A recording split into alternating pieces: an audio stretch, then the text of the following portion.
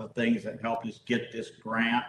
And so we focused on that area in red there, about 200 acres. This area actually is part of 4 Mile Creek, which flows north. Santa Clara goes south into Cibolo Creek, but 4 Mile Creek comes in over here, and this is the county line. Schmucks Road is the county line. 4 Mile comes through and it leaves and goes out into the dry Comal, goes under the interstate, into the dry Comal, which goes into the Guadalupe. Santa Clara goes into the Cibolo, which goes into the San Antonio River, which ultimately ends up in the Guadalupe as well. So there's 2 ways to go. You end up in the same place, right before the Guadalupe enters the bay. And Texas A&M was out here several years ago, and they estimated on that site over 850 Weisach plants per acre, one of the thickest areas in the range. And TLU, actually Texas Lutheran University has the majority board membership on the foundation board. And so they ultimately will be the owners of this ranch. About half of the ranch is in the foundation now, and they every year add some more. And so they set up 4 research plots to measure the growth that occurs after you remove Weisach. We had a drone out there that measured canopy cover of the Weisach. I don't think you can barely see that yellow ribbon tape measure. Kind of a rectangle plot. And we left half the plots untouched, and the other 2, we removed the Weisach. So we had students out there in the spring, and here's just one of the plots that we use to measure the vegetation. They're out there at least 3 times a year collecting this data, and they'll be able to publish the results April, July, October. And so they're just interested which species increase due to the Weisach removal, which species might decrease, and then how might the bird life and other wildlife biodiversity be affected as well. Now, just this past year with all the rain, y'all know where Taylor Road is? Taylor runs north and south. Well, if you drive north on Taylor Road between Wild and Green Valley, there on the west side is a mini prairie. You'll find yellow Indian grass, little blue stems, side oaks grown. Before the county mowed it, those grasses are still there. So the land wants to be a prairie, but it's all been converted. It's either through drought, overgrazing, then you have the Weisach, and so you can't find it unless they're in a protected area between the road and the fence.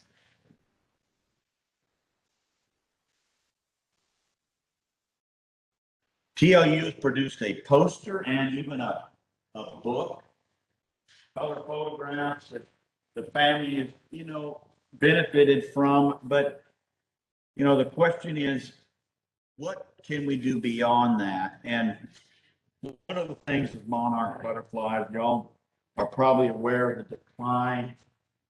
They measured the population in Michoacan, Mexico, in the mountains there, and they're looking at almost 12 hectares of roosting monarchs in the wintertime up to 1990 versus the later years for about 3 hectares. So 4 times less monarchs. And the question is, what's happening? And a lot of people attribute this to the change in climate, the broad scale use of pesticides up on their breeding grounds in the Midwest. Texas is really a stronghold for monarchs. And anything you can do to benefit their habitat, the ranch is very well positioned to do that. But the other thing that could be happening is instead of that long migration from Canada to Mexico, the monarchs may be short-stopping. If climate is changing and plants are continuing to grow longer, why would there necessarily be a need for them to go that far south into Mexico when they could find protected roost areas throughout the United States, especially in the southern latitudes? You know, it's a speculative thing, but it's gotten so bad that the Fish and Wildlife Service was petitioned for listing the monarch as an endangered species. And they made a decision this year ago in December that it was warranted but precluded. They had other priorities. So it's not on the list, although it's a candidate for listing. There's actually 4 species of milkweed that the monarchs need. And so, you know, how do we propagate these plants? I mean, TLU is working on that. And along with the monarchs, the quail decline that we've seen in the coastal prairies and the blackland prairies, you know, Parks and Wildlife, they quit even trying to survey for bobwhites in this area because they're essentially gone. And could they be recovered as the prairie could be recovered? But ultimately, you know, the question is, what is the mission of the foundation? And we have had several discussions and different iterations. One that I like is that the Western Ranch Foundation is in the business of conserving land, water, and wildlife for the benefit of people and our natural resources. So this idea of a business approach to conservation makes sense. The lease hunting model is one way to do that. Sustainable farming and ranching, putting your assets back into the land instead of continuing to extract. And what could be some other sustainable practices, whether it's ecotourism? We're starting to embark on some potential mitigation projects I'll tell you about here in a minute. How am I doing on time, by the way? Well, okay, I should quit here in about 5 minutes or so. And there's even textbooks out on this stuff. You know, nature and the marketplace, ecosystem services, investing in nature in collaboration with business. In fact, that's what Texan by Nature does. Texan by Nature was formed in 2011 by Laura Bush. They're located in Austin. And the reason that they were formed is to connect business with conservation. As you know, I mean, Texas is booming economically, demographically. We have people flocking to this state for opportunity. And a lot of our leaders at the local, state level, it's great. But where does the conservation of our natural resources fall in the priorities? It's usually pretty low. And Texan by Nature is showing business that investing in conservation can pay dividends, both to the private lands, but also to the public if they can have access to those private lands. And we'll never have enough public land, but it falls on the private landowner to be innovative in how they approach this.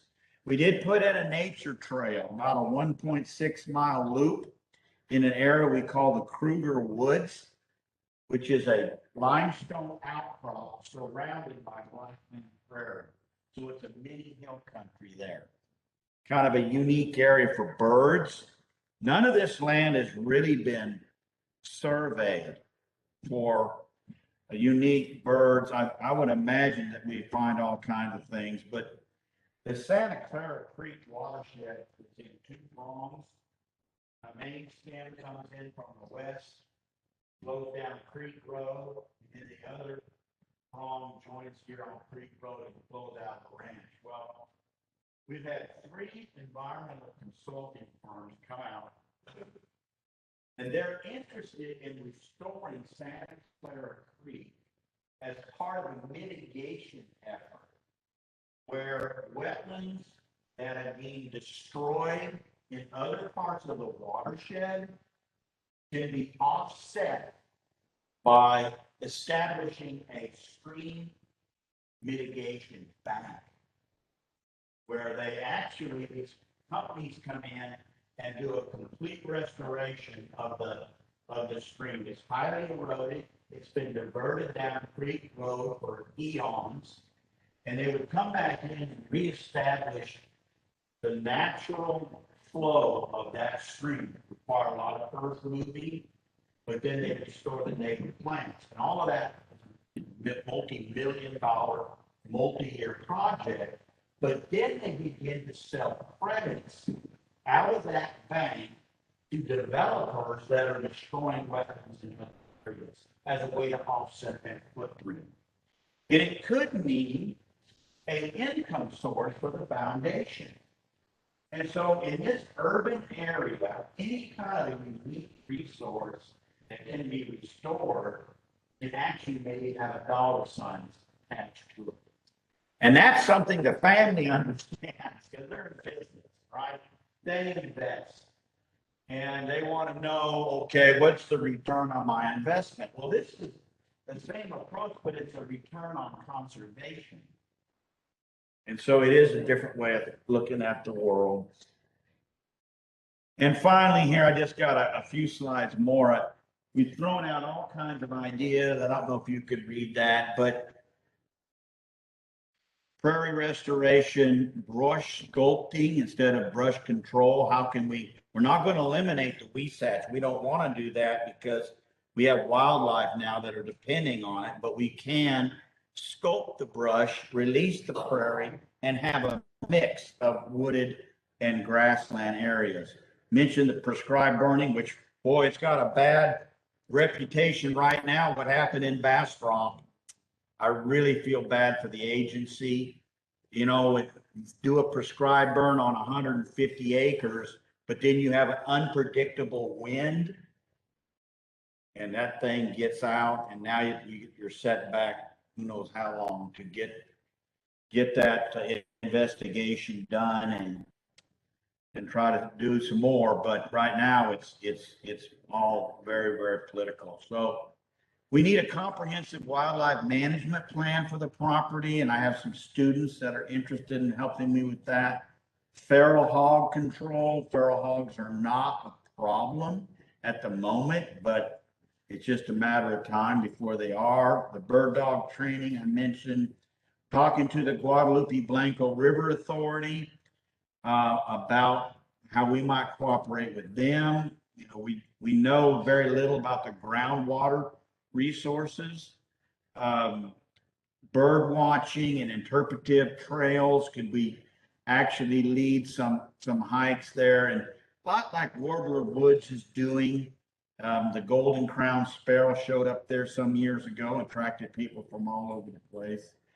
Healthy soils and water. They talked about possible lake construction, and with that, possible wetlands that go with that. A gathering place for the local community, scouting, high school ag programs, landowner demonstrations, and even kind of the idea of an outdoor learning institute. Along with TLU, we've got UTSA involved and Texas State University. I see this as a place kind of like a incubator of entrepreneurs that are interested in benefiting our environment. And this would be a growth area and a niche that these universities could capitalize on if folks could see that vision. And it's been a challenge, but hoping that y'all will find this interesting and want to get involved. As I try to advance my last slide, might be at the end of my rope here. Oh, there it goes. And so I use this to show the family, hey, this little golden crowned sparrow is mostly, I believe, on the West Coast, but found its way to Warbler Woods. Why? Well, the habitat was there.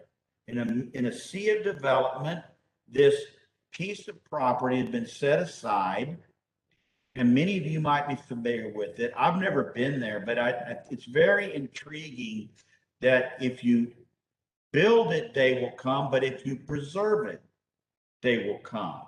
It's kind of like dove hunting.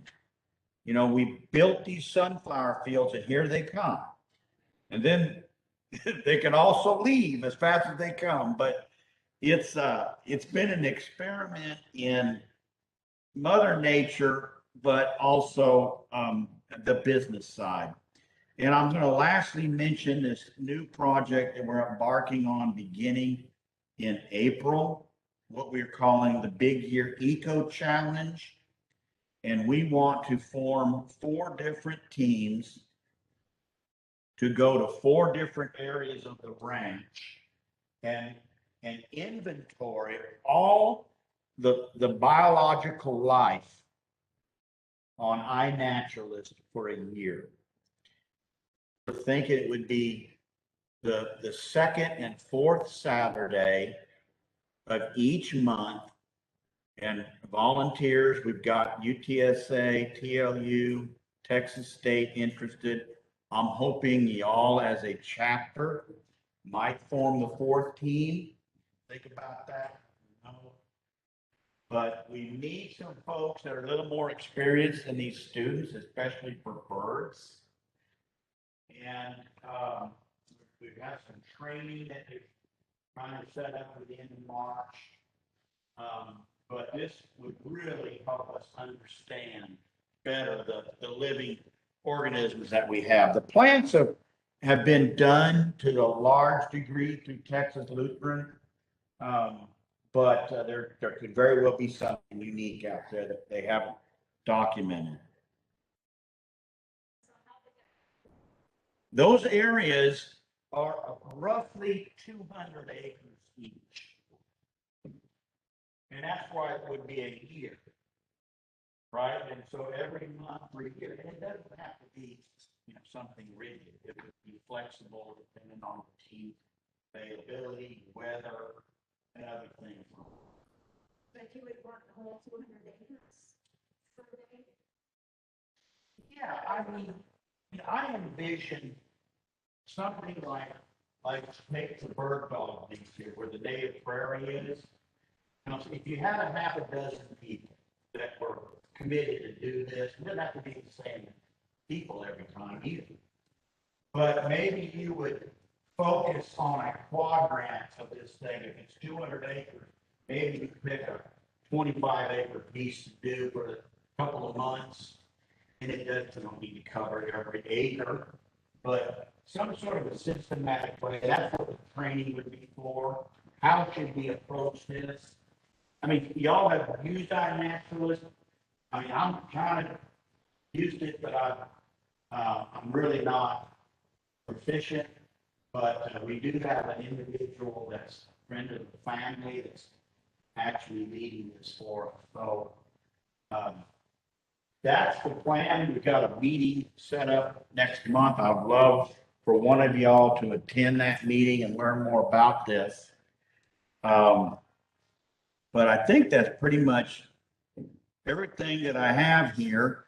And I would just maybe open it up for questions, comments, or anything on your mind on, the Weston Ranch. So we did have one person familiar. Can you tell us a little bit about, do you know some of the Westons now?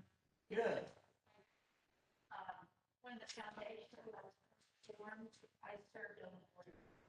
Oh, really? Interesting. Were you associated with TLU at all, or? My husband had just retired from TLU. I see. And in Ranger Western, I'm glad you were still.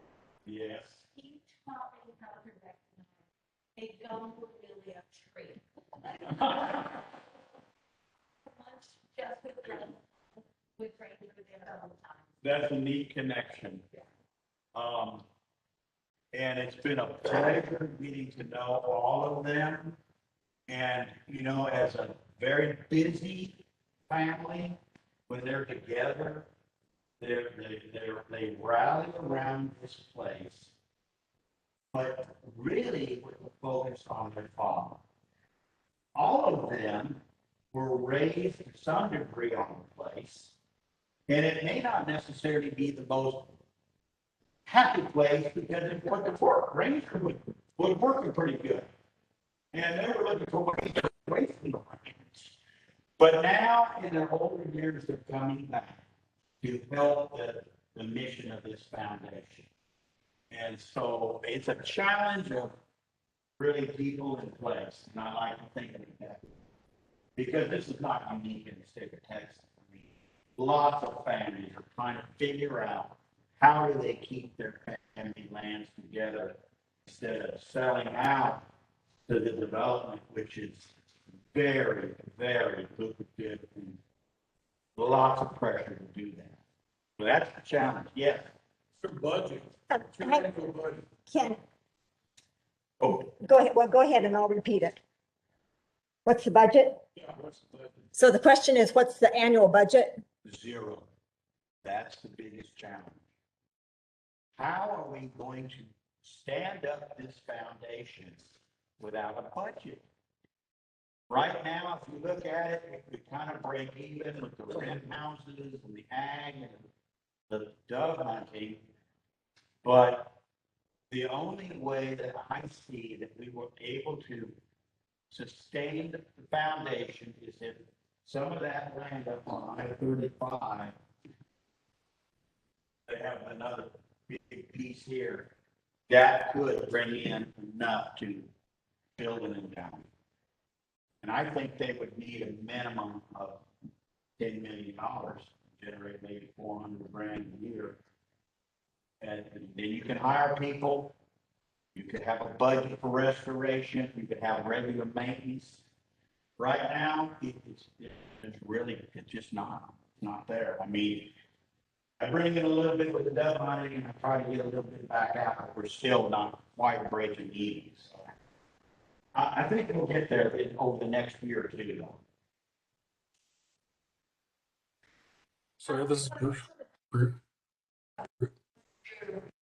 Purchase the infill properties and they sell off some of the outliers to consolidate. Yes, Some of them 10 years. yes, they sold their first piece just about a month ago, a 6-acre piece on Interstate 35. And that now has gone into the foundation. There's a grand total about $4 million in the fund.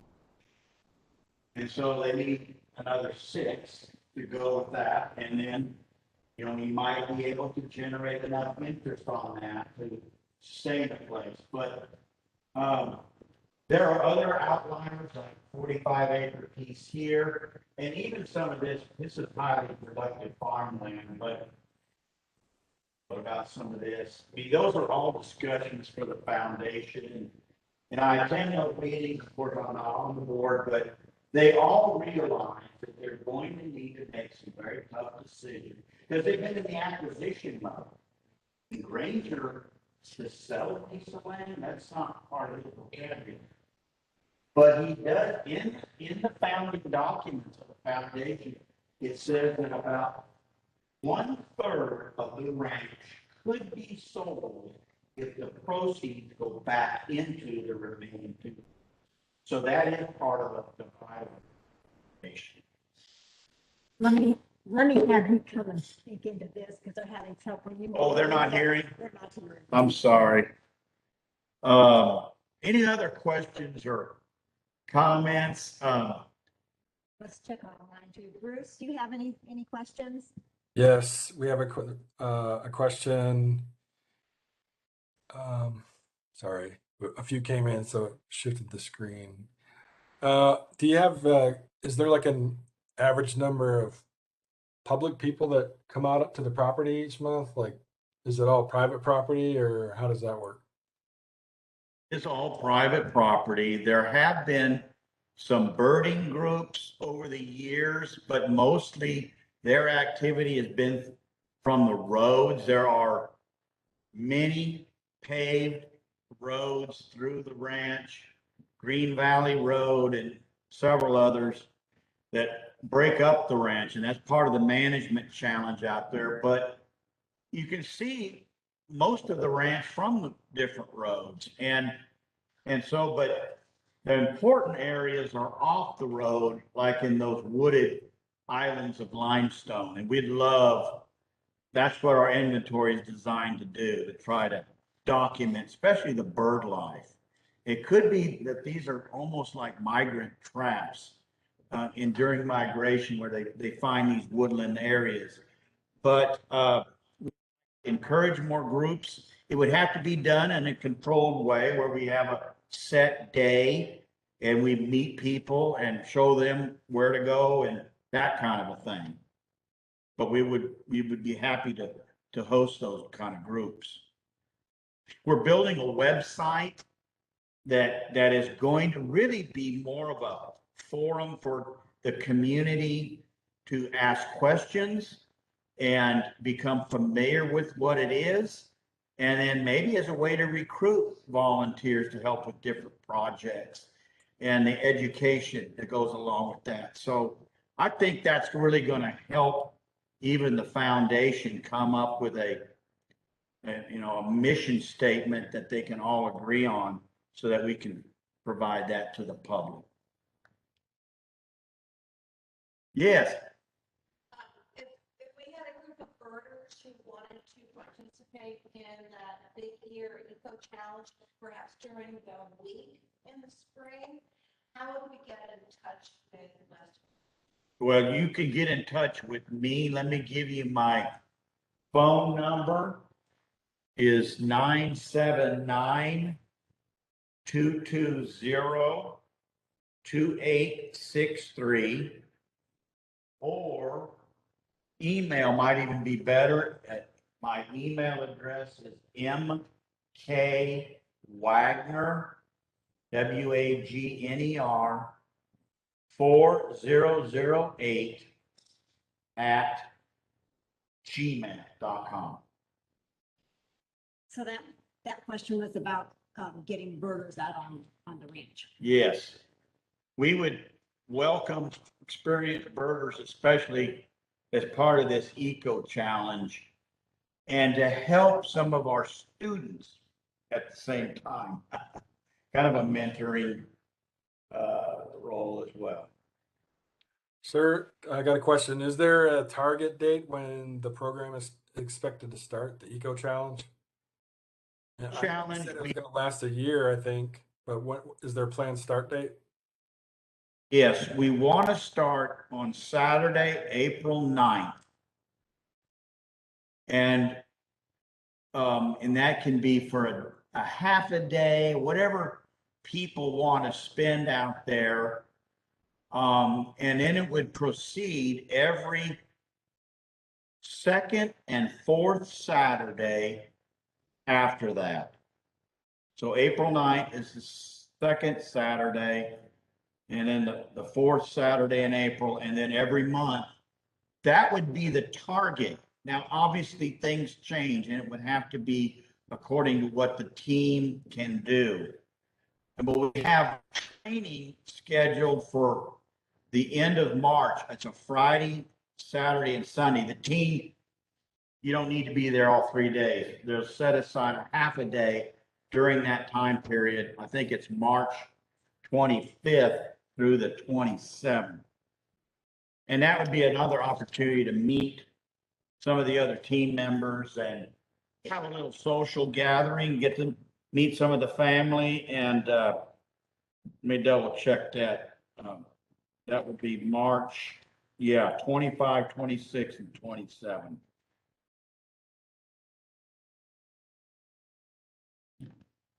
Anything else?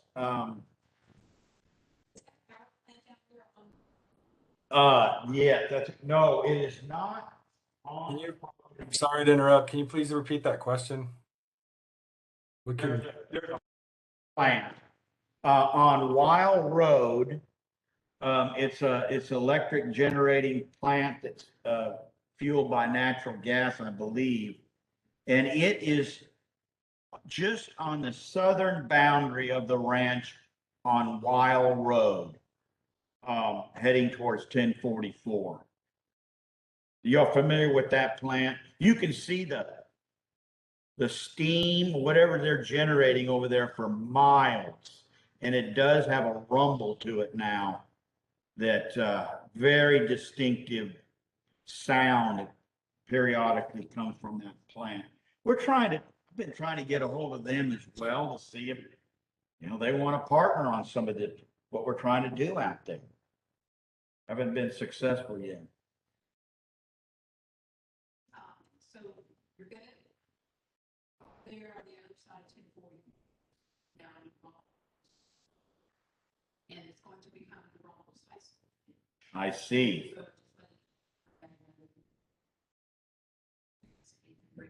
So is it a new school that New Braunfels is building, or? It's an existing school right now. Oh.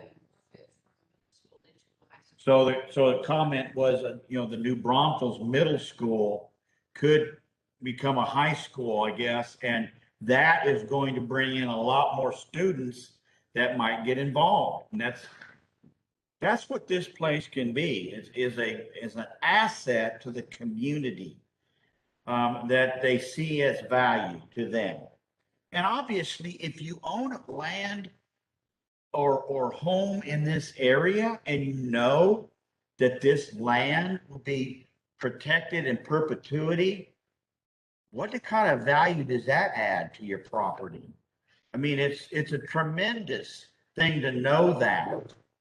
And that's why I feel like, the partnerships should start realizing, but we still have yet to do a lot of outreach. We're really on the ground floor still of what the foundation could be. Yes. I just want to that expires in 44. It's going to be subdivided. I think Yes, we've had developers approach us to inquire about land on 1044. And I know that there are long-term plans for additional roads that would come maybe even to circle New Braunfels at some point that could impact the ranch. So all of those things, are on the drawing boards, and, that's why we're talking to the city about their long-term plans. We're actually trying to get some trails connected with some of these new housing developments, because they're putting in their own private trails for the residents. Well, is it possible maybe to connect up some of that and let them have access, on a limited basis to the ranch? It'd have to be done in a very strategic way. But I think those are all benefits and positive, things to explore. What else? Bruce, anything else on your end? Any other questions? I do not see any more questions. Well, very good. You've got my contact information. I would like to circle back with y'all in next week, and see if somebody would participate in this Zoom call we're gonna have on the Eco Challenge. And, so I'll be in touch on that, and feel free to reach out to me as well. All right, thank you. Michael, thank you for being here. Look at that. Seguin is the pecan capital of Texas, and you have the biggest pecan. These aren't them, but they're. They they're look great. examples. My wife loves these things. I like them too. She'll be thrilled to bring this home. Thank you. Thank you. Thank you. Now you all have your regular We're meeting. gonna break a little bit and then we'll have our meeting. Okay. Hey, Bruce, we're running off of my hotspot and I'm gonna turn it off. And so hopefully that the Wi-Fi will work for the Okay. rest of this. Look and see if we've got a signal. We couldn't get a signal. Oh, that's right. We didn't have a signal.